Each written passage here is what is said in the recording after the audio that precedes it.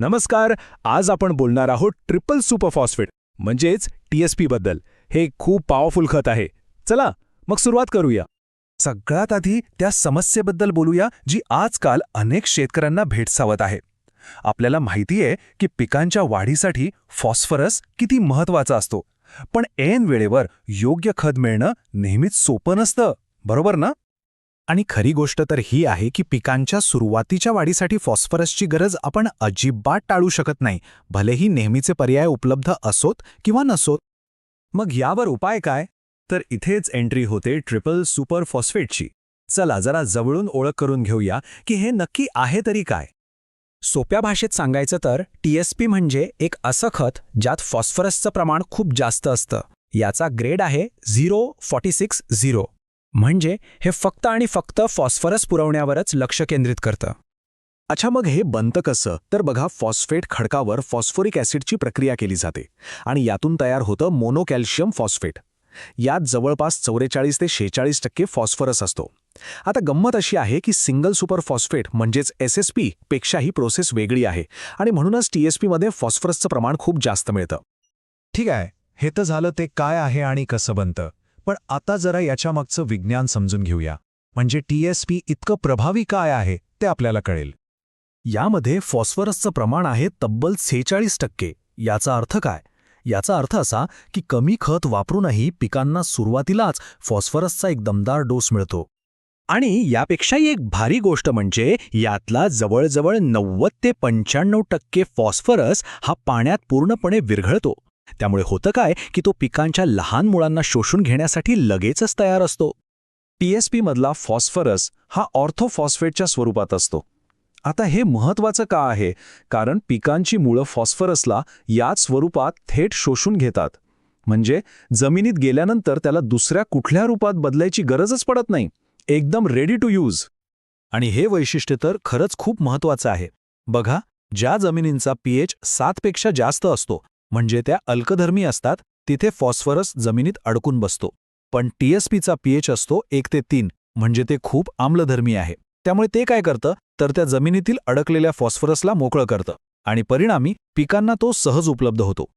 चला तर मग एकदा पटकन बघूया की TSPची खरी ताकद काय आहे. 1.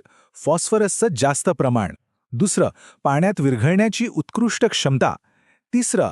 थेट शोषणायोग्य ऑर्थोफॉस्फेट स्वरूप. आणि 4. अल्कधर्मी जमिनींसाठी फायदेशीर अम्लधर्मी pH. आणि हो, यासोबत एक बोनसही आहे, सुमारे 15% कॅल्शियम, जे DAP मध्ये मिळत नाही. बरं, हे सगळं विज्ञान झालं, पण याचा शेतात प्रत्यक्ष काय परिणाम दिसतो? चला आता ते पाहूया. या सगळ्या वैज्ञानिक गुणधर्मांमुळे होतं काय तर पिकांची मुळं मजबूत होतात आणि खोलवर वाढतात.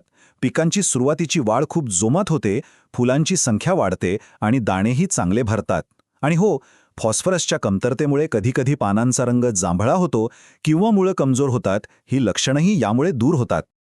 आता हे तर कळलं की TSP किती फायदेशीर आहे. पण सर्वोत्तम परिणामांसाठी त्याचा वापर कसा करायचा ते समजून घेऊया. एक प्रश्न हमखास मनात येतो की TSP नक्की कोणत्या पिकांसाठी जास्त चांगलं काम करतं? तर बघा, TSP हे मका, गहू, भात यांसारख्या तृणधान्यांसाठी तर उत्तम आहेच, पण सोयाबीन, हरभरा, भुईमूग या कडधान्यांसाठीही ते खूप प्रभावी ठरतं.